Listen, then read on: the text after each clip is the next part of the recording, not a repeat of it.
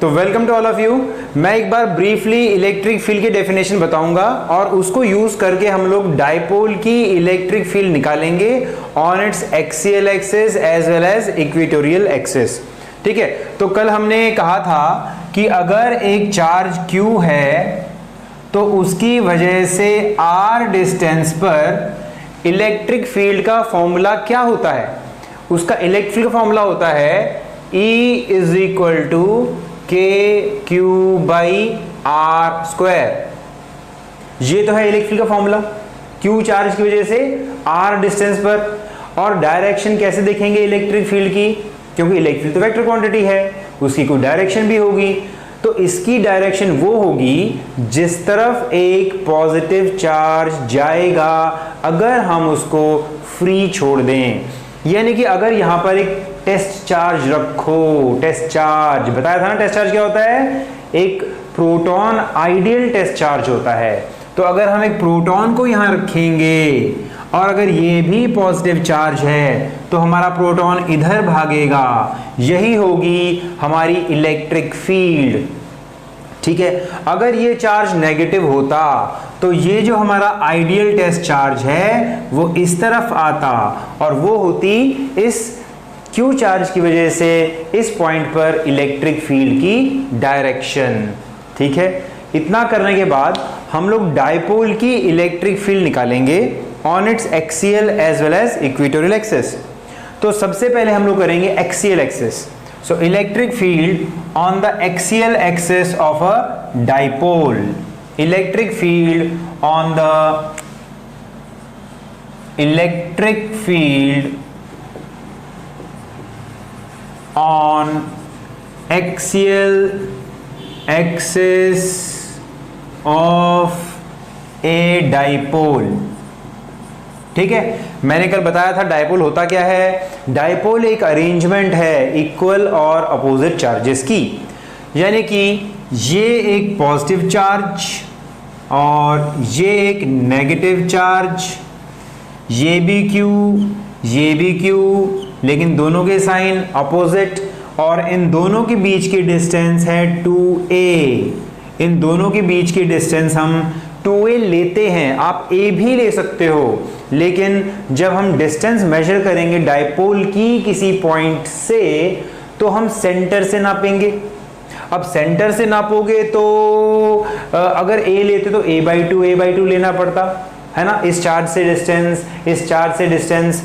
तो उस समस्या को दूर करने के लिए हम क्या करते हैं, हम लोग 2a ले लेते हैं। और 2a लेने पर क्या होगा, अगर हमें हाफ करना पड़ा तो a और a लेने से काम चल जाएगा। तो ये है हमारा डाइपोल और ये दोनों charges Q equal and opposite और इनके बीच की सेपरेशन है 2a। अब एक्सियल एक्सिस पर हमें इलेक्ट्रिक फील्ड निकालनी है। एक्सियल एक्सिस कौन सी होगी, दोनों चार्ज को ज्वाइन करने वाली जो लाइन होती है, दोनों चार्ज को जोड़ने वाली जो लाइन होती है, इसको हम कहते हैं एक्सियल एक्सिस। ये है एक्सियल एक्सिस। इसके ऊपर हम लोग किसी पॉइंट पर इलेक्ट्रिक फील्ड निकालना चाहते हैं। ठीक है, अब कैसे करेंगे, बहुत सिंपल, बिल्कुल इजी। पहले इसकी फील्ड निकालो पॉजिटिव चार्ज की, फिर नेगेटिव चार्ज की फील्ड निकालो और फिर डायरेक्शंस का ध्यान रखते हुए दोनों की फील्ड को जोड़ दो। इतना ही करना है, समझ गए। और अभी मैंने बताया कि इलेक्ट्रिक फील्ड Q चार्ज की वजह से r डिस्टेंस पर क्या होगी, KQ/r²। ठीक है, तो सबसे पहले हम निकालेंगे पॉजिटिव चार्ज की इलेक्ट्रिक फील्ड P पॉइंट पर क्या होगी। So electric field due to plus Q at point P is, वो होगी E, उसको पॉजिटिव कह देते हैं, E is equal to KQ और डिस्टेंस क्या होगी, डिस्टेंस ये होगी, ये डिस्टेंस होगी।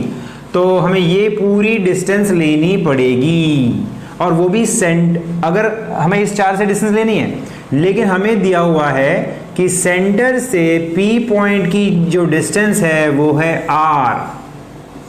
सेंटर से, दोनों चार्ज के सेंटर से P पॉइंट की डिस्टेंस है R। तो इस चार्ज से डिस्टेंस कितनी हुई, तो ये भी ए हुआ और ये भी ए हुआ, तो ये डिस्टेंस क्या हो जाएगी, आर प्लस ए, तो हम लिखेंगे आर प्लस ए का होल स्क्वायर। बोलो क्या मुश्किल है, हमें Q चार्ज की वजह से R डिस्टेंस पर इलेक्ट्रिक फील्ड का फॉर्मूला पता है KQ by R square.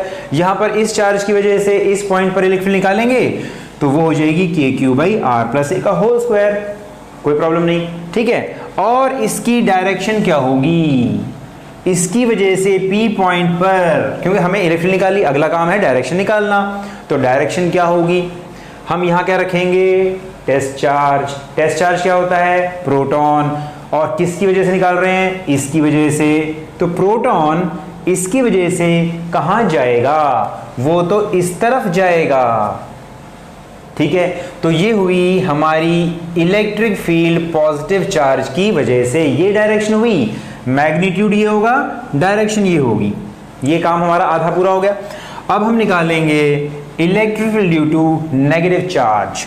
So electric field due to minus Q at point P is क्या होगी, अब हमें क्या करना है, अब हमें डिस्टेंस यहां से लेनी है, Q चार्ज की वजह से R डिस्टेंस पर, मतलब R डिस्टेंस तो ये है, तो ये डिस्टेंस क्या हो जाएगी, क्योंकि ये R है और ये A है, तो ये बची हुई डिस्टेंस क्या हो जाएगी, R माइनस A। तो हम क्या लिखेंगे, electric field due to negative charge होगी KQ by R minus A का होल स्क्वायर। पॉजिटिव चार्ज की वजह से इलेक्ट्रिक फील्ड निकाली, फिर नेगेटिव चार्ज की वजह से निकाली, है ना, सिंपल सा काम। और मुझे पता है कि Q चार्ज की, फिर से बता रहा हूं, Q चार्ज की वजह से R डिस्टेंस पर इलेक्ट्रिक फील्ड होती है KQ बाई R का स्क्वायर, समझ गए। तो हमने पहले इसकी फील्ड निकाली तो डिस्टेंस ये ली, फिर इसकी फील्ड निकाली तो डिस्टेंस ये वाली ली, R माइनस A, ओके। तो अब हमने निकाली इलेक्ट्रिक फील्ड नेगेटिव चार्ज की वजह से, अब हमें करना क्या है, अब डायरेक्शन निकालनी है, इसकी डायरेक्शन क्या होगी, नेगेटिव चार्ज की वजह से इलेक्ट्रिक डायरेक्शन क्या होगी, तो यहां पर भी हम एक टेस्ट चार्ज रखेंगे। इसकी वजह से देखना चाहते हो तो इसके बारे में सोचो, ये नेगेटिव चार्ज है, हमारा टेस्ट चार्ज पॉजिटिव है, तो इसकी वजह से हमारा टेस्ट चार्ज कहां जाएगा, इधर जाएगा, तो ये हुई electric field due to negative charge. बहुत सिंपल, हमने दोनों की फील्ड निकाल ली बारी बारी से, डायरेक्शन भी निकाल ली, अब हमें दोनों को जोड़ना है, ऐड करना है इनका डायरेक्शंस का ध्यान रखते हुए। तो टोटल इलेक्ट्रिक फील्ड क्या होगी, total electric field at point P is, total electric field होगी E, और वो होगी किसका magnitude, electric field positive charge की electric field plus negative charge की इलेक्ट्रिक फील्ड का वेक्टर सम। इसीलिए मैंने वेक्टर लगाया है कि डायरेक्शंस का ध्यान रखना है, ठीक है। तो डायरेक्शन ध्यान रखेंगे, दोनों अपोजिट है और दो वेक्टर्स अपोजिट होते हैं तो क्या होता है, सब्ट्रैक्ट करना पड़ता है, बड़े में से छोटे को सब्ट्रैक्ट करना पड़ेगा, है कि नहीं भाई। ज्यादा में से ही तो कम को माइनस करते हैं, कम में से ज्यादा चीज कैसे माइनस कर सकते हो, बड़े में से छोटा माइनस कर सकते हैं। तो बड़ा कौन है, किसकी फील्ड बड़ी है, जो चार्ज नजदीक है, नजदीक कौन सा है, नजदीक तो ये है, तो इसकी फील्ड बड़ी होगी, यानी हमारी जो इलेक्ट्रिक फील्ड हम निकालेंगे वो बड़े में से, यानी कि वो होगा E, मैग्नीट्यूड निकाल रहे हैं हम, E माइनस चार्ज की वजह से E प्लस चार्ज की फील्ड माइनस करेंगे। तो अब वैल्यूज पुट करते हैं, इनकी वैल्यूज पुट करते हैं। इसकी वैल्यू क्या है, इसकी वैल्यू तो ये है KQ by R minus A का होल स्क्वायर, ठीक है। और फिर अब हम लगाएंगे पॉजिटिव चार्ज की इलेक्ट्रिक फील्ड, और वो है minus KQ by R plus A का होल स्क्वायर। अब तो सारा मैथमेटिक्स रह गया, फिजिक्स तो यहां खत्म हो गया। हमने पॉजिटिव चार्ज की फील्ड निकाली, नेगेटिव चार्ज की फील्ड निकाली, डायरेक्शंस देखी और दोनों को जोड़ दिया डायरेक्शन का ध्यान रखते हुए। अब सिर्फ वैल्यू पुट करके हमें सॉल्व करना है, तो सॉल्व करते हैं इसको। तो एलसीएम लेंगे और एलसीएम लेके हमें क्या मिलेगा, हम इसमें से KQ को बाहर निकाल लेते हैं और एलसीएम आ जाएगा दोनों का मल्टीप्लिकेशन r माइनस ए का whole square r plus a का होल स्क्वायर और क्रॉस मल्टीप्लाई यानी कि r प्लस ए का whole square minus r minus a का भी होल स्क्वायर। ठीक है, एलसीएम लिया है। और इसके बाद k क्यूब डिनोमिनेटर में क्या बनेगा, इसको लिख सकते हैं r माइनस ए और r प्लस ए का कंप्लीट का होल स्क्वायर। ठीक है, और न्यूमरेटर में ओपन कर देते हैं R square plus A square plus 2ar minus R square. अगर हम इसको ओपन करेंगे, माइनस का ध्यान मतलब इस माइनस को छोड़ते हुए, तो R square plus A square मिलेगा और माइनस 2ar मिलेगा। लेकिन जब माइनस अंदर लाएंगे तो R square minus A square plus 2ar बचेगा। ठीक है, और अब हम क्या करेंगे, अब इससे आगे सॉल्व करना शुरू करते हैं। तो आगे सॉल्व करते हैं तो देख रहे हैं ये तो a plus B A minus B वाला फॉर्मूला यूज करके हम लिख सकते हैं R square minus A square और कंप्लीट होल स्क्वायर। तो हमें मिलेगा total electric field K Q, और देखो आर स्क्वायर कट गया, ए स्क्वायर से ए स्क्वायर कट गया, 2ar यानी कि 4ar, और डिनोमिनेटर में R square minus A square का होल स्क्वायर। ये आई हमारी टोटल इलेक्ट्रिक फील्ड। अब इसमें हम थोड़ा सा इसको और इसका मेकअप करते हैं, इसको थोड़ा सा और सुंदर बनाते हैं ताकि कम डरावनी नजर आए। और उसके लिए हम एक छोटा सा फॉर्मूला यूज करेंगे कि जो डायपोल मूवमेंट होती है, डायपोल मूवमेंट P, छोटा p, वो होता है चार्ज, कोई भी एक चार्ज, डायपोल का कोई भी एक चार्ज और उनके बीच की डिस्टेंस, इसको कहते हैं डायपोल मोमेंट। तो अगर हम डायपोल की बात कर रहे हैं और डायपोल की वजह से इलेक्ट्रिक फील्ड निकाल रहे हैं तो हमें डायपोल की ही प्रॉपर्टी यूज करनी चाहिए, अच्छा लगेगा। और डायपोल की प्रॉपर्टी यूज करेंगे तो दो चार बातें हमें और समझ में आएंगी कि हमारी इलेक्ट्रिक फील्ड डायपोल की वजह से क्या है। तो इस फॉर्मूले में कुछ भी डायपोल का नहीं लग रहा, तो डायपोल को इंट्रोड्यूस करेंगे, यानी कुछ ना कुछ करके इस फॉर्मूले को यहां पर लाने की कोशिश करेंगे। तो देखो Q भी है, 4a भी है, Q भी है, a भी है, बस 2 का फर्क है, यहां पर 4 है। तो हम क्या करेंगे, इसको ऐसे कर लेंगे 2k और 2a, बल्कि ऐसे कर लेते हैं, इसको इस तरीके से लिख लेंगे Q इंटू 2a और r को बाहर निकाल देते हैं, R square minus A square का होल स्क्वायर, है ना। अब दिखाई दे रहा है ना, Q इंटू 2a p बनेगा, है ना। तो हम इसको लिख देते हैं 2kpr divide by R square minus A square का होल स्क्वायर। ये आई हमारी electric field due to dipole on its axial axis. बहुत इंपॉर्टेंट है, पेपर में बहुत ज्यादा पूछी जाती है। अब काम की बात सुनो, ये फॉर्मूला डिराइव कर दिया, मैथमेटिक्स का काम पूरा हो गया। अब हम बात करेंगे थोड़ी फिजिक्स की। देखो इलेक्ट्रिक फील्ड का फॉर्मूला है 2kp, p है डायपोल मोमेंट, r है सेंटर से p पॉइंट की डिस्टेंस, a है डायपोल, दोनों डायपोल के बीच की आधी दूरी। समझ गए। अब हमारी इलेक्ट्रिक फील्ड निकल आई, लेकिन टोटल फील्ड की डायरेक्शन क्या है, टोटल फील्ड डायरेक्शन क्या है। देखो हमने जब फील्ड निकाली थी, पॉजिटिव चार्ज की फील्ड थी ये, नेगेटिव चार्ज की फील्ड थी ये, है ना। तो टोटल फील्ड निकालने के लिए मैंने बड़े में से छोटा माइनस किया। बड़े की डायरेक्शन किस तरफ है, इस तरफ, तो टोटल डायरेक्शन भी इस तरफ ही होगी। ठीक है, किस तरफ होगी, इस तरफ होगी। ये तो हमने फिगर देख के बताया, लेकिन यहां पर कैसे मालूम पड़ेगा इस इक्वेशन को देख करके कि इलेक्ट्रिक फील्ड की डायरेक्शन क्या है। देखो इलेक्ट्रिक डायरेक्शन, क्योंकि इसके अंदर कौन कौन सी चीज है जो वेक्टर है, इसमें कोई भी वेक्टर नहीं है। ठीक है, कोई भी वेक्टर नहीं है, सिर्फ डायपोल मोमेंट वेक्टर है। तो इलेक्ट्रिक फील्ड को अगर डायपोल मोमेंट से हम नाप सकते हैं तो इलेक्ट्रिक फील्ड की डायरेक्शन वही होगी जो डायपोल मोमेंट की होगी। ठीक है, इलेक्ट्रिक फील्ड डायरेक्शन वही होगी जो डायपोल मोमेंट की होगी। और डायपोल मोमेंट की डायरेक्शन क्या होती है, नेगेटिव चार्ज से पॉजिटिव चार्ज, नेगेटिव चार्ज से पॉजिटिव चार्ज। डायपोल मोमेंट की डायरेक्शन क्या होती है? नेगेटिव चार्ज से पॉजिटिव चार्ज। ये सबसे स्पेशल डायरेक्शन है, नहीं तो ज्यादातर तो हम सब कुछ पॉजिटिव से नेगेटिव की तरफ ही करते हैं, जैसे इलेक्ट्रिक फील्ड की डायरेक्शन कह दी है ना, पॉजिटिव को हमेशा आगे रखते हैं। लेकिन यहां पर सबसे इंपॉर्टेंट बात, डायपोल मोमेंट की डायरेक्शन थोड़ी सी अलग तरीके से मेजर की जा रही है। कैसे? नेगेटिव चार्ज से पॉजिटिव चार्ज। तो इलेक्ट्रिक फील्ड डायरेक्शन कैसी होगी? नेगेटिव चार्ज से पॉजिटिव चार्ज की तरफ। क्लियर हुई बात? ठीक है। अब हम इसमें एक स्पेशल केस करेंगे कि जनरली हमारा जो डायपोल है ना बहुत छोटा होता है।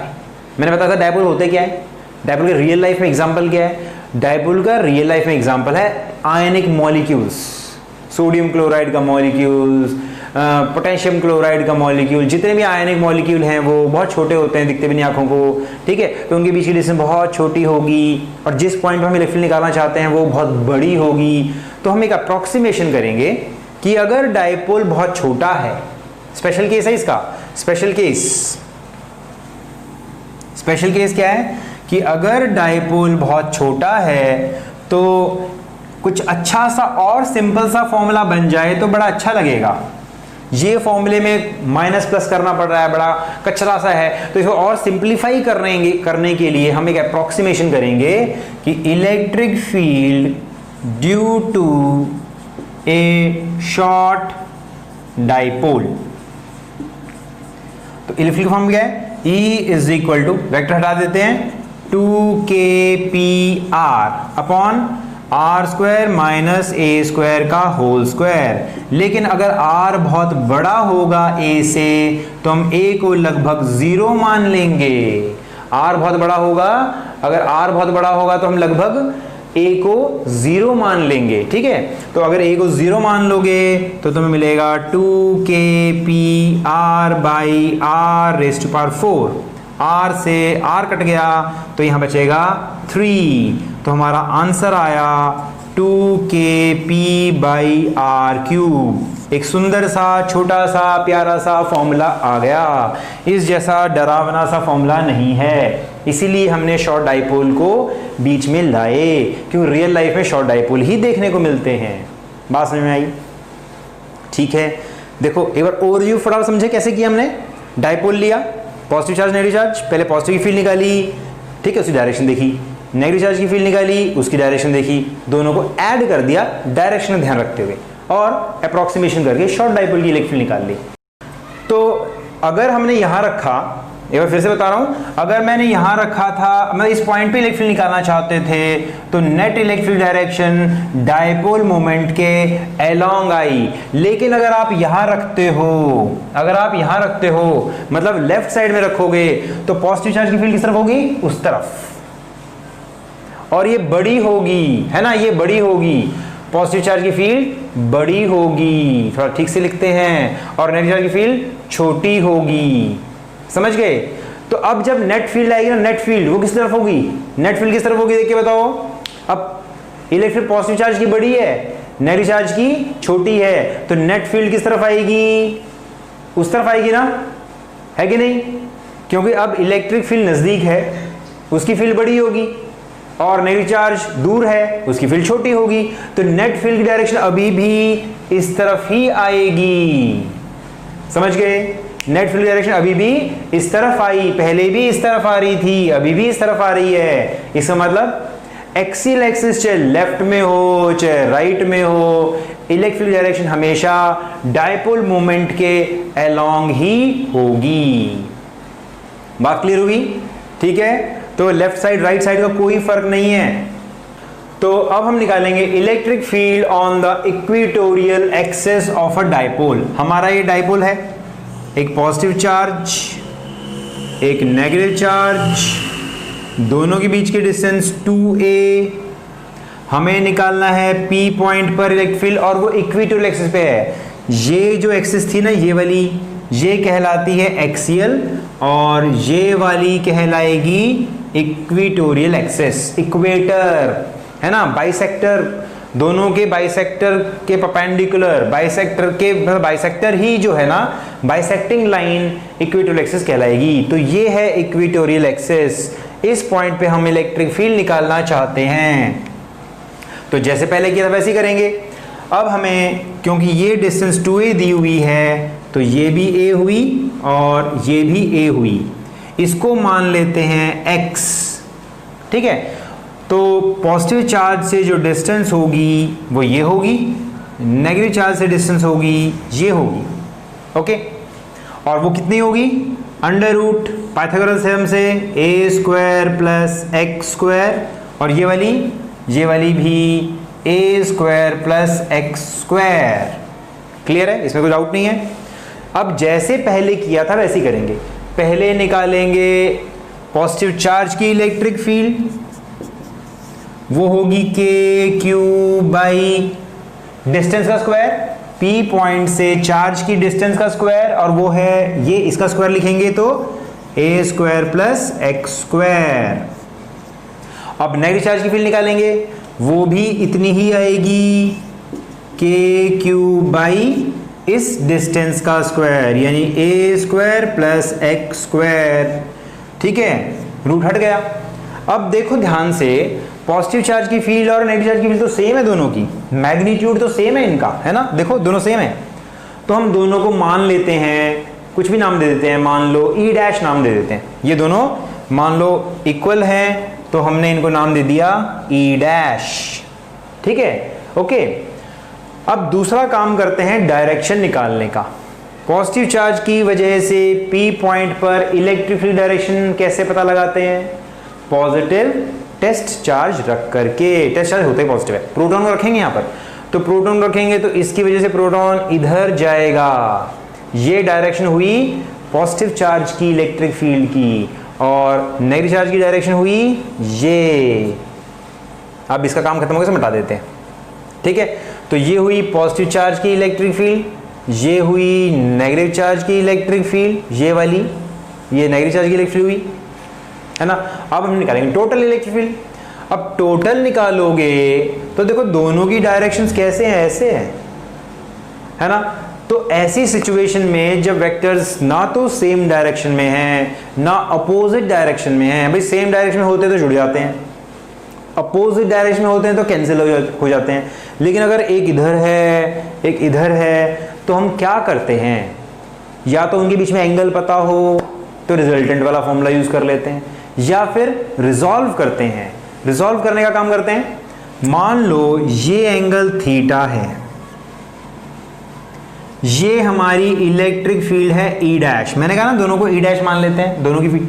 तो इसका ये वाला कंपोनेंट क्या होगा, क्योंकि ये थीटा है तो ये भी थीटा होगा। इसका ये कंपोनेंट होगा ई dash cos theta.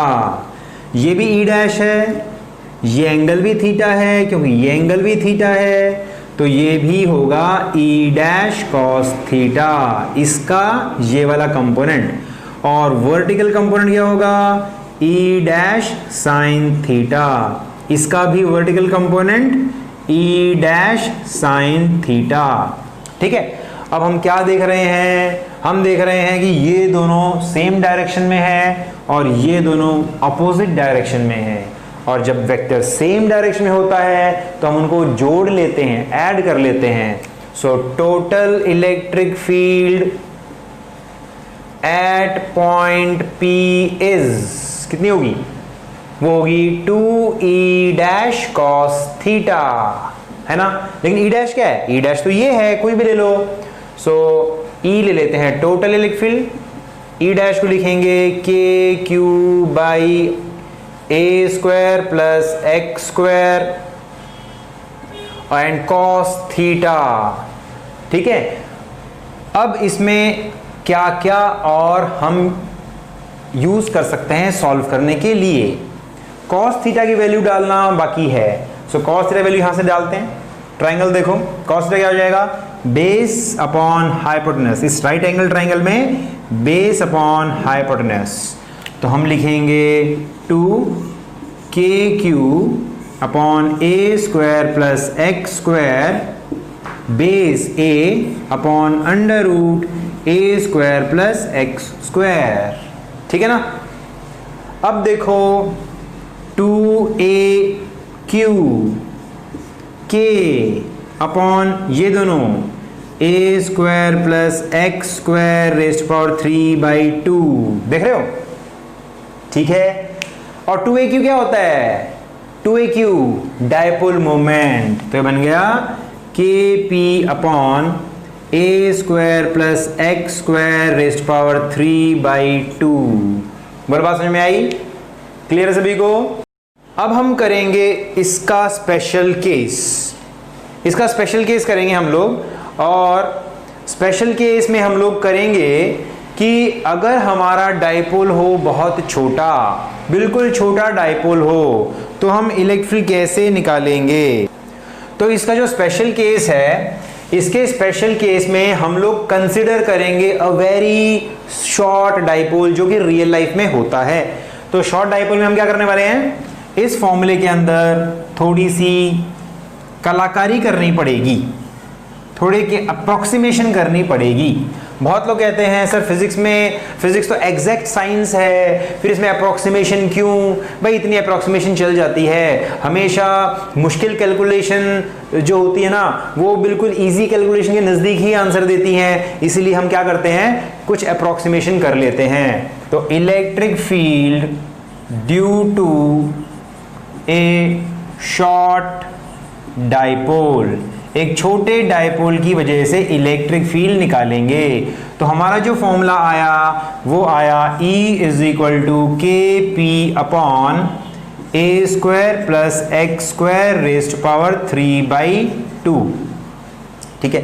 Short dipole मतलब क्या होता है कि पॉइंट ऑफ ऑब्जर्वेशन जहां पर हम इलेक्ट्रिक फील्ड निकालना चाहते हैं वो डायपोल से बहुत दूर है, और इसमें क्या है वो distance x is very very large as compare to a। तो हम a को इग्नोर कर सकते हैं, है कि नहीं? तो a को 0 कर देंगे तो इलेक्ट्रिक फील्ड आएगी के पी अपॉन, इसको 0 कर दिया, एक्स स्क्वायर रेस्ट पावर 3/2, 2 से 2 कट गया, आंसर आ गया k P by x cube. ठीक है, ये आई electric field due to a short dipole on the equatorial axis.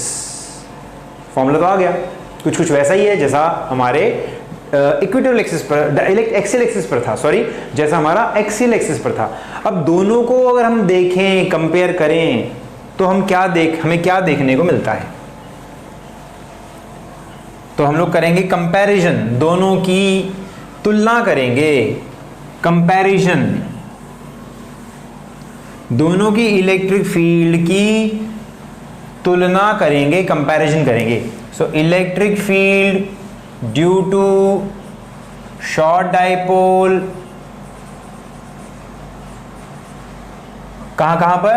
यहां पर करेंगे एक्सियल एक्सिस पर, इस पे करेंगे इक्वेटोरियल एक्सिस पर, दोनों को कंपेयर करेंगे।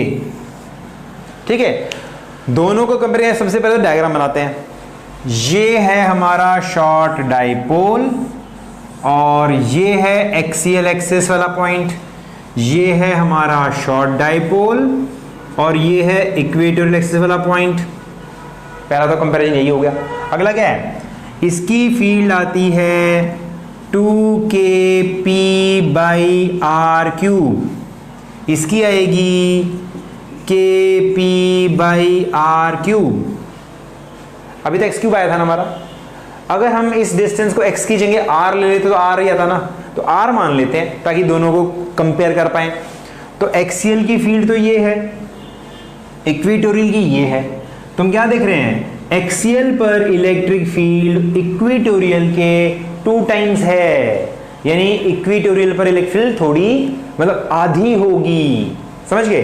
अच्छा, इसमें जो डायरेक्शन आई थी, direction of electric field is along dipole moment.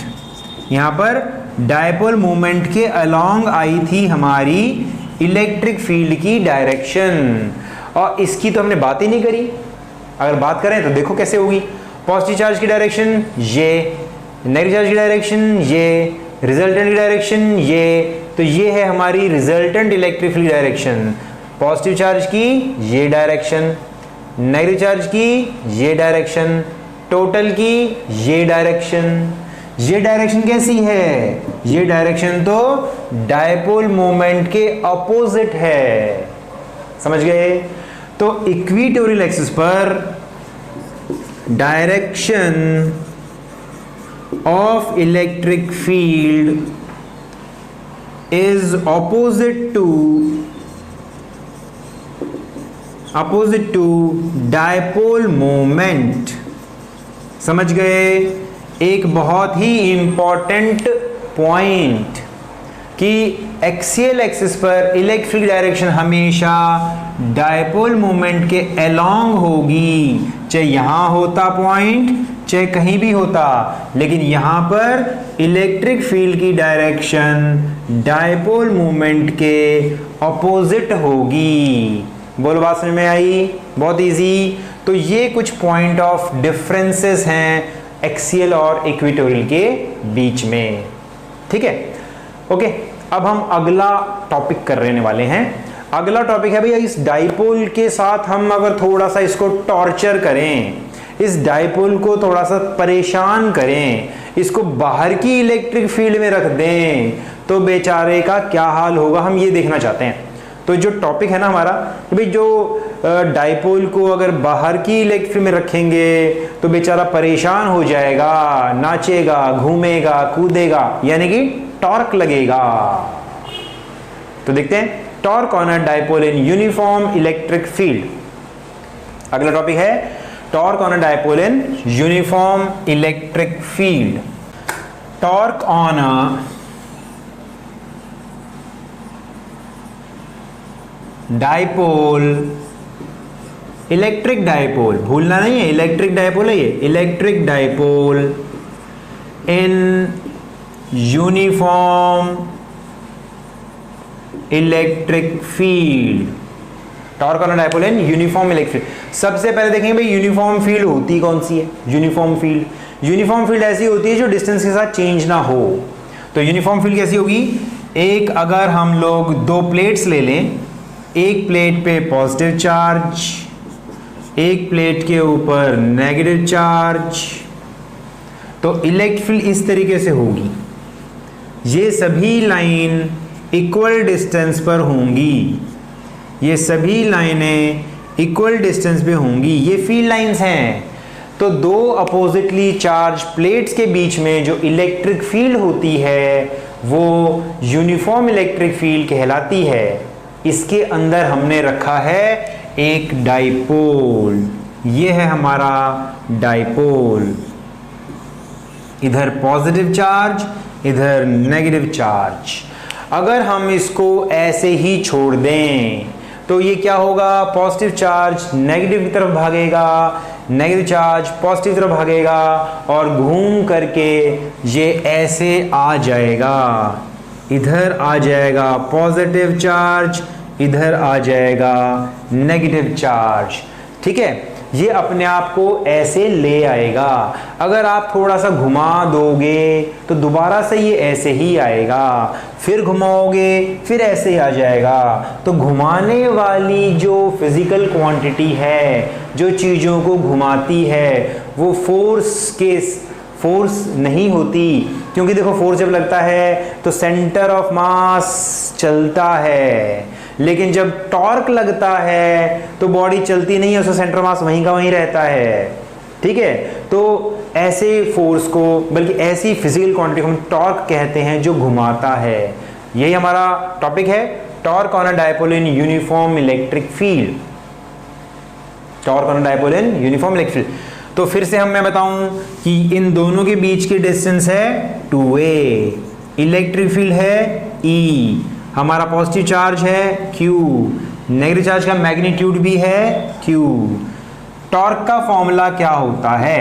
Torque का फॉर्मूला होता है आइदर फोर्स, क्योंकि टॉर्क दो फोर्सेस से मिलके बनता है, कपल है ना, दो फोर्सेस से मिलके बनता है। Either force into perpendicular distance between the forces, दोनों फोर्स के बीच की परपेंडिकुलर डिस्टेंस, ये फॉर्मूला हम यूज करते हैं। आइदर फोर्स क्या है, दोनों चार्ज पे कितना कितना फोर्स लगता है, दोनों चार्ज पे कितना फोर्स लगेगा। देखो मैंने शुरू में बताया ना, फॉर्मूला नंबर 2 कूलॉम्स लॉ के बाद वो था इलेक्ट्रिक फील्ड होता है फोर्स पर यूनिट चार्ज, तो फोर्स हो जाएगा QE। तो हमारे इस चार्ज पर फोर्स लगेगा इस तरफ QE, इस तरफ इसको लगेगा QE इधर, QE इधर, आइदर फोर्स हुआ QE। तो टॉर्क का फॉर्मूला हुआ आइदर फोर्स मतलब QE, दोनों फोर्स के बीच की परपेंडिकुलर डिस्टेंस, दोनों फोर्स के बीच की परपेंडिकुलर डिस्टेंस कौन सी है, वो है ये है दोनों फोर्स के बीच की परपेंडिकुलर डिस्टेंस। देखो ये जो डिस्टेंस है ये इसके भी परपेंडिकुलर है और इसके भी परपेंडिकुलर है। ये जो डिस्टेंस है इस वाले इस फोर्स के भी परपेंडिकुलर है और इसके भी परपेंडिकुलर है। अगर अभी अभी हमारे डायपोल मूवमेंट की डायरेक्शन इलेक्ट्रिक फील्ड के साथ, बल्कि ऐसे कहो डायपोल मूवमेंट इलेक्ट्रिक फील्ड के साथ एंगल थीटा बनाता है, डिस्टेंस इलेक्ट्रिक फील्ड के साथ, ठीक है, इलेक्ट्रिक फील्ड के साथ थीटा एंगल बनाता है, तो परपेंडिकुलर डिस्टेंस कितनी होगी, ये अगर ये हाइपोटेनस 2a है तो ये कितना होगा, ये होगा 2a sin theta. Perpendicular distance is 2a sin theta. तो इसे हम लिखेंगे 2aq e sin थीटा, ये बन गया P e sin थीटा, ये आ गया टॉर्क। अगर वेक्टर फॉर्म में लिखेंगे तो हम लिखेंगे P क्रॉस E। इसका मतलब क्या है, इसका मतलब है टॉर्क की डायरेक्शन कैसी होगी इससे मालूम पड़ेगा। कैसे मालूम पड़ेगा वो हम थोड़ी देर में डिस्कस करेंगे। पहले ये बताओ ये चीज समझ में आई सभी को। अब हम बात करते हैं डायरेक्शन ऑफ टॉर्क की। टॉर्क की डायरेक्शन कैसी होगी, टॉर्क की डायरेक्शन डायपोल मोमेंट और इलेक्ट्रिक फील्ड से डिसाइड होगी। इलेक्ट्रिक फील्ड इस तरफ, डायपोल मोमेंट इस तरफ, नेगेटिव से पॉजिटिव। सो डायपोल मोमेंट आपका इधर है, इलेक्ट्रिक फील्ड इधर है, ये है इनके बीच का एंगल, ठीक है। तो कैसे पता लगेगा, ध्यान से सुनो। हम P से अपने राइट हैंड को लेंगे और P से E की तरफ घुमाएंगे अपनी उंगलियों को, P से E की तरफ घुमाएंगे ऐसे, P से E की तरफ ऐसे भी घुमा सकते हैं, है ना, ऐसे भी घुमा सकते हैं, लेकिन हम क्या करेंगे छोटे एंगल की तरफ घुमाएंगे, छोटे एंगल की तरफ ऐसे। तो थंब कहां जा रहा है, अंदर जा रहा है, तो डायरेक्शन होगी बोर्ड के अंदर। So direction of dipole torque will be into the plane of the board. समझ गए, क्लियर हुई बात, ठीक है। तो आज हम लोगों ने पढ़ा electric field on the axial axis of dipole, equatorial axis of dipole, torque on a dipole, ये सब हमने पढ़ा, ठीक है। और इसके बाद हम लोगों ने थोड़ा सा डिस्कशन की डायरेक्शन के बारे में भी किया। तो ये जो टॉपिक है बहुत इंपॉर्टेंट टॉपिक है, बहुत इजी है। देखो मुझे बहुत इजी लगते हैं, अगर आप भी ध्यान से समझोगे, बिना रटे, सोच के, ध्यान से 2-3 बार प्रैक्टिस करोगे, समझ के, तो ये टॉपिक ऐसे हैं जो आप कभी भी नहीं भूलोगे। कंपटीशन पॉइंट ऑफ व्यू से भी बहुत इंपॉर्टेंट हैं, इसके अंदर छोटे छोटे क्वेश्चन पूछे जाते हैं। तो अब हम लोग स्टडी करेंगे special cases of dipole, special cases of torque on dipole, special cases of torque on a dipole। जो टॉर्क की हमने रिलेशन निकाली थी उसके हम लोग कुछ स्पेशल केस पढ़ेंगे। तो हम लोगों ने क्या किया था, हम लोगों ने यूनिफॉर्म इलेक्ट्रिक फील्ड क्रिएट की थी। अगर एक प्लेट पॉजिटिवली चार्ज्ड हो, दूसरी प्लेट नेगेटिवली चार्ज्ड हो, ठीक है, तो दोनों के बीच में बन जाती है यूनिफॉर्म इलेक्ट्रिक फील्ड। ये होती है यूनिफॉर्म इलेक्ट्रिक फील्ड। और इस यूनिफॉर्म इलेक्ट्रिक फील्ड में हमने अपने डायपोल को रखा था। ये था हमारा डायपोल, और इसके ऊपर जो टॉर्क का फॉर्मूला हमने निकाला वो आया था torque is equal to P E sine theta, जिसमें P है डायपोल मोमेंट, दोनों चार्ज के बीच की सेपरेशन और चार्ज, और वेक्टर फॉर्म में अगर हम इस फॉर्मूले को लिखते हैं तो हम लिखते हैं P क्रॉस E। इससे साबित होता है टॉर्क की डायरेक्शन P और E दोनों के परपेंडिकुलर होती है। डायपोल मोमेंट की डायरेक्शन होती है नेगेटिव से पॉजिटिव, इस तरीके से डायपोल मोमेंट की डायरेक्शन होती है। और ये है इलेक्ट्रिक फील्ड की डायरेक्शन, और ये है उन दोनों के बीच का एंगल। तो स्पेशल केस क्या करेंगे हम लोग देखेंगे, अगर ये वाला एंगल 0 डिग्री का हो, ठीक है, इफ थीटा इज 0, अगर थीटा 0 डिग्री का हो यानी हमारा डायपोल फील्ड के अलोंग लाई करे, फील्ड के अलोंग लाई करेगा, यानी इस तरीके से अगर होगा नेगेटिव चार्ज पॉजिटिव चार्ज, तो टॉर्क हो जाएगा tau is equal to P E sine 0, ठीक है। क्योंकि 0 आना इसलिए मैंने डायरेक्शन लेने की जरूरत नहीं समझी, इसलिए मैंने वेक्टर को हटा दिया, तो टॉर्क होगा 0, ठीक है। हमारा डायपोल ऐसे पड़ा रहेगा। अब तुम देख भी सकते हो कि डायपोल का नेगेटिव चार्ज प्लेट के पॉजिटिव चार्ज की तरफ अट्रैक्ट करेगा, इसी तरीके से डायपोल का पॉजिटिव चार्ज प्लेट के नेगेटिव चार्ज की तरफ आ जाएगा और ऐसे ही पड़ा रहेगा। ये होगी उसकी स्टेबल इक्विलिब्रियम की पोजीशन, ठीक है। तो ये होगी this is position of stable equilibrium. Stable equilibrium का मतलब क्या होता है कि अगर ये ऐसे आ जाए और ऐसे अपने आप घूम करके आ जाएगा, अगर आप इसको जरा सा भी घुमाओगे, किसी भी एंगल पे घुमाओगे और छोड़ दोगे तो अपने आप को ये इस पोजीशन में आके रख लेगा, यानी थीटा 0 डिग्री के एंगल पे अपने आप को आकर के रोक लेगा। ये होगी स्टेबल इक्विलिब्रियम की पोजीशन। स्टेबल इक्विलिब्रियम में और एग्जांपल ले सकते हैं कि मान लो एक कटोरा है, एक बाउल है बाउल, और अगर आप इसमें छोटा सा कोई मार्बल कंचा डाल दोगे तो अपने आप हमेशा यहीं पर आकर के रुकेगा। ये होगी इसकी पोजीशन ऑफ स्टेबल इक्विलिब्रियम। इसी तरीके से हमारे डायपोल की भी है ये स्टेबल इक्विलिब्रियम। और अगर आपने डायपोल को घुमा करके पॉजिटिव को इधर ले आओ, नेगेटिव को इधर ले आओ, ठीक है, तो ऐसी सिचुएशन में डायपोल पड़ा तो रहेगा, क्योंकि पॉजिटिव रिपेल करके इस तरफ भेजने की कोशिश करेगा, नेगेटिव इस नेगेटिव चार्ज को रिपेल करके इस तरफ भेजने की कोशिश करेगा। दोनों फोर्स एक डायरेक्शन में होंगे, इक्वली स्ट्रांग होंगे, कैंसल हो जाएंगे, तब भी हमारा डायपोल ऐसे ही पड़ा रहेगा। लेकिन जरा सा ही डिस्टर्ब करते ही, थोड़ा सा ही इसको घुमाते ही ये पूरा घूम करके पॉजिटिव चार्ज इस तरफ आ जाएगा, नेगेटिव चार्ज हमारे डायपोल का इस तरफ आ जाएगा। वो होगी हमारे डायपोल की अनस्टेबल इक्विलिब्रियम पोजीशन, ठीक है।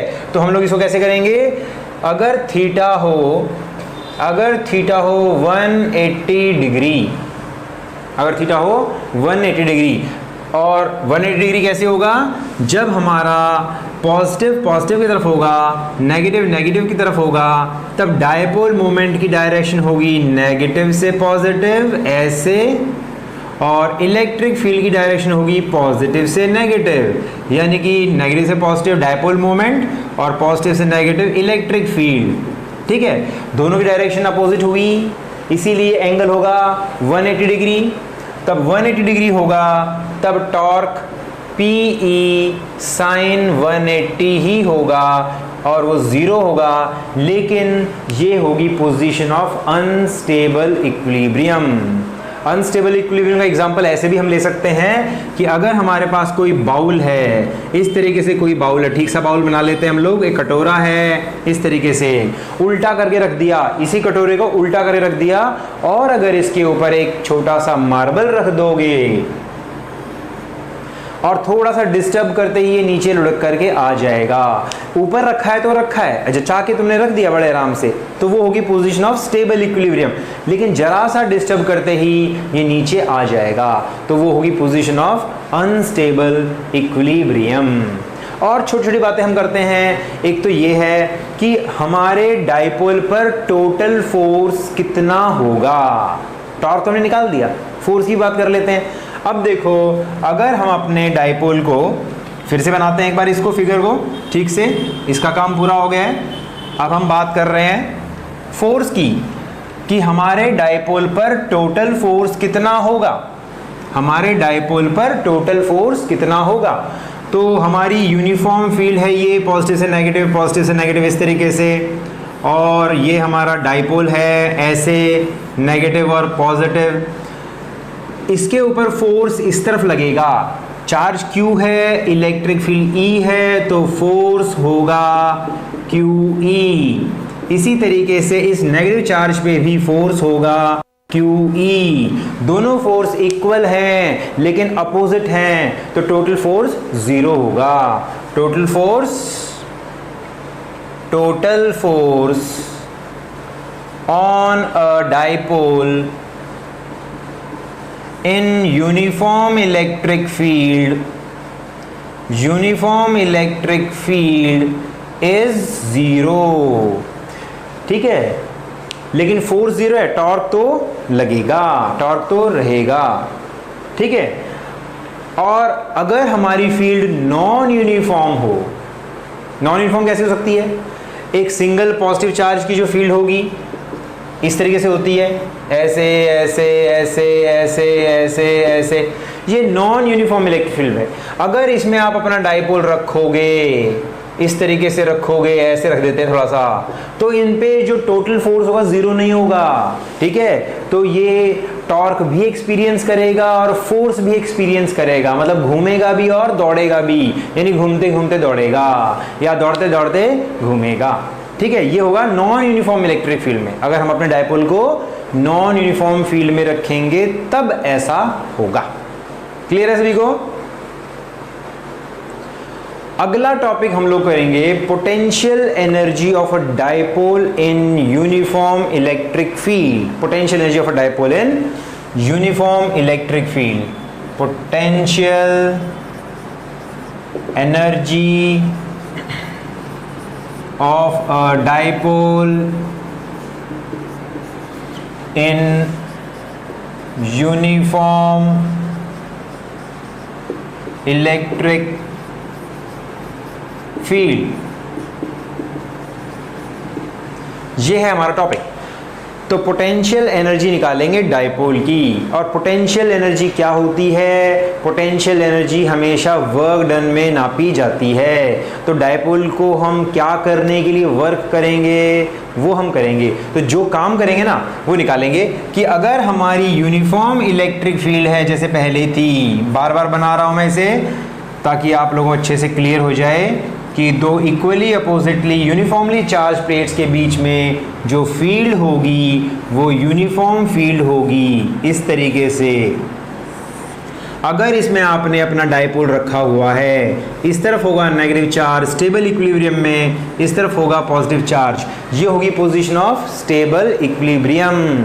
अगर इस पोजीशन से अपने डाइपोल को थोड़ा सा घुमाओगे तो घुमाने के लिए काम करना पड़ेगा, और जो काम करना पड़ेगा ना वही होगी पोटेंशियल एनर्जी। यानी किसी एंगल से दूसरे एंगल तक घुमाने के लिए जो काम करना पड़ेगा उसी को हम पोटेंशियल एनर्जी कहेंगे। ठीक है, तो हमारा डाइपोल ऐसे पड़ा हुआ है, हम इसको घुमाएंगे, ऐसे घुमाएंगे, ऐसे इस तरीके से, और हमें काम करना पड़ेगा। काम जो करना पड़ेगा वही हम निकालना चाहते हैं। तो वर्क तो होता है, अपने आप को आपको पता होना चाहिए वर्क क्या होता है। वर्क होता है फोर्स इनटू डिस्प्लेसमेंट का डॉट प्रोडक्ट, है ना। लेकिन अभी अभी मैंने बताया हमारे डाइपोल पे टोटल फोर्स तो 0 होता है। अगर फोर्स 0 होता है तो फिर वर्क काहे का? भाई फोर्स तो 0 होता है लेकिन टॉर्क तो होता है। तो हम लोग वर्क की जगह हम लिखेंगे टॉर्क इनटू डिस्प्लेसमेंट, अब टॉर्क तो घुमाने वाला फोर्स होता ना, तो घुमाने वाले फोर्स के साथ घुमाने वाली डिस्टेंस यानी कि एंगुलर डिस्प्लेसमेंट। तो हम लोग बात करेंगे एंगुलर डिस्प्लेसमेंट, एंगुलर डिस्प्लेसमेंट की बात करेंगे। तो स्मॉल वर्क, अब देखो स्मॉल वर्क की बात करेंगे, लेकिन स्मॉल वर्क की बात करने से पहले मैं बताऊं कि जैसे जैसे आप घुमाओगे ना, इसको घुमाना मुश्किल होता जाएगा। थोड़े एंगल, छोटा एंगल होगा तो कम तुम्हें टॉर्क लगाना पड़ेगा, बड़े एंगल पर ज़्यादा टॉर्क लगाना पड़ेगा, समझ गए। तो इसीलिए हम लोग छोटा छोटा वर्क निकाल करके टोटल को ऐड करेंगे, क्योंकि अलग अलग एंगल पे अलग अलग टॉर्क होगा। तो हम लोग स्मॉल वर्क निकालेंगे टॉर्क जब हमने छोटे से एंगल पर घुमाया, मामूली से एंगल पे घुमाया, तब टॉर्क की वैल्यू चेंज नहीं हुई। मैंने कहा ना अलग अलग एंगल पे अलग अलग टॉर्क, अलग अलग एंगल पे अलग अलग टॉर्क होगा, तो हम इतना छोटा एंगल ले लेंगे कि टॉर्क की वैल्यू नहीं बदलेगी, तब हमें इतना काम करना पड़ेगा। और अगर तुम्हें थीटा से किसी एंगल थीटा 1 से थीटा 2 तक घुमाना पड़े तो तुम्हें कितना काम करना पड़ेगा। ऐसे छोटे छोटे वर्क को हम ऐड कर देंगे, यानी इंटीग्रेट करेंगे। तो टोटल वर्क हो जाएगा इंटीग्रेट करके W, और थीटा 1 से थीटा 2, टॉर्क की वैल्यू अभी भी हमने निकाली PE sine theta d theta, इसको हम इंटीग्रेट करने वाले हैं। मेरी वाली बात क्लियर हुई सभी को कि छोटे से एंगल पर घुमाने के लिए हमें इतना काम करना पड़ा, थीटा 1 से थीटा 2, किसी एंगल से किसी दूसरे एंगल तक घुमाने के लिए। तो इसको हम कैसे लिखेंगे, PE integration of sine theta d theta, theta 1 से थीटा 2, इंटीग्रेट करके क्या मिलेगा, हमें मिलेगा PE minus cos theta, theta 1 से थीटा 2, और लिमिट्स पुट करके क्या मिलेगा, लिमिट्स पुट करके मिलेगा माइनस PE ब्रैकेट में cos theta 2 minus cos theta 1। ये होगी हमारी पोटेंशियल एनर्जी, इसी को कहते हैं वर्क डन, और यही है पोटेंशियल एनर्जी, क्योंकि ये वो काम है जो हमें थीटा 1 एंगल से थीटा 2 एंगल तक घुमाने के लिए करना पड़ेगा। ठीक है, अब इसके हम स्पेशल केसेस डिस्कस करेंगे। ये हुई हमारी पोटेंशियल एनर्जी की रिलेशन, इसके स्पेशल केस बहुत इंपॉर्टेंट है।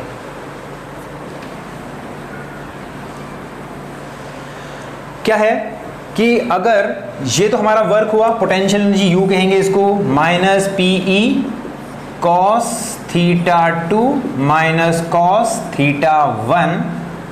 ठीक है, अगर हमें किसी एक एंगल पर, भाई अब बताओ इस एंगल पर कितनी पोटेंशियल एनर्जी है ऐसी सिचुएशन में, ये तो हमने वर्क निकाला थीटा 1 से थीटा 2 तक घुमाने के लिए, लेकिन अगर हमसे पूछा जाए किसी एक एंगल पर पोटेंशियल एनर्जी निकालो, तब हम क्या करते हैं, तब इन दोनों में से किसी एक एंगल पर पोटेंशियल एनर्जी को जीरो ले लेंगे, ताकि दूसरे एंगल पर पोटेंशियल एनर्जी जो होगी ना उस पॉइंट की पोटेंशियल एनर्जी हो जाएगी। ठीक है, जैसे आप स्केल से नापते हो, स्केल से आप नापना शुरू करोगे, अगर ये पॉइंट जीरो नहीं होगा तो यहाँ पर जो अगर आपका पॉइंट होगा वो एक्चुअल नहीं होगा, फिर आपको माइनस करके सही पॉइंट निकालना पड़ेगा। लेकिन अगर आप जीरो से शुरू करोगे लेंथ नापना, तो जिस पॉइंट पे आपकी लाइन जाके रुकेगी वही मेजरमेंट होगा, है कि नहीं। ऐसे हम यहाँ पर भी करते हैं, किसी एक एंगल को जीरो ले लेंगे तो जो पोटेंशियल एनर्जी आएगी वो उस पॉइंट, उस एंगल की पोटेंशियल एनर्जी होगी। तो हम लोग क्या कहेंगे, हम लोग किसी एक एंगल को ले लेंगे, थीटा 1 को ले लेंगे 90 डिग्री, थीटा 2 को ले लेंगे थीटा,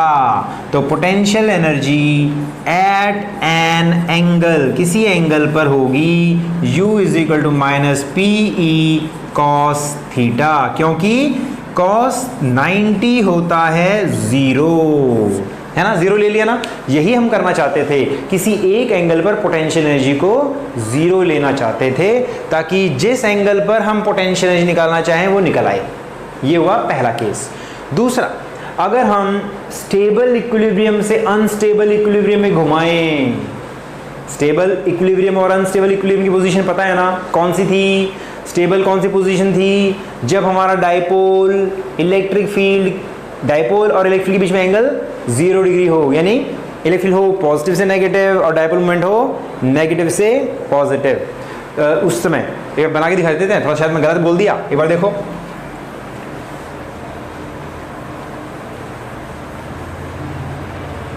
तो वर्क डन, पोटेंशियल एनर्जी या work done in rotating in rotating a dipole from position of stable equilibrium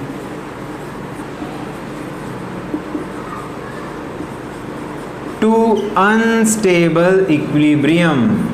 Unstable equilibrium, ठीक है। अब पोटेंशियल एनर्जी स्टेबल इक्विलिब्रियम पे क्या होगी? पोटेंशियल स्टेबल इक्विलिब्रियम कौन सा होता है? जब थीटा जीरो होता है। तो जब थीटा जीरो होगा, potential energy eight stable equilibrium क्या होगी? वो होगी, क्योंकि एंगल होता है 0 डिग्री, तो हमारी पोटेंशियल एनर्जी होगी माइनस पीई कॉस 0 यानी माइनस पीई। और जब अनस्टेबल इक्विलिब्रियम आ जाएगा तब थीटा होगा 180 degree. So potential energy eight unstable equilibrium क्या होगा? उस समय माइनस पीई, थीटा होगा 180 डिग्री, यानी ये हो जाएगा पीई। तो स्टेबल से अनस्टेबल घुमाने के लिए कितना काम करना पड़ेगा? यानी माइनस पीई से पीई घुमाएंगे, तो माइनस पीई से पीई घुमाएंगे तो हमें वर्क करना पड़ेगा 2पीई, है ना। माइनस पी देखो जीरो ही है, ये नेगेटिव है, इधर पॉजिटिव है। सो नेगेटिव से माइनस पीई से जीरो आए, पीई काम करना पड़ा। जीरो से पीई गए, पीई काम करना हुआ ना 2पीई, तो हमें 2पीई काम करना पड़ेगा।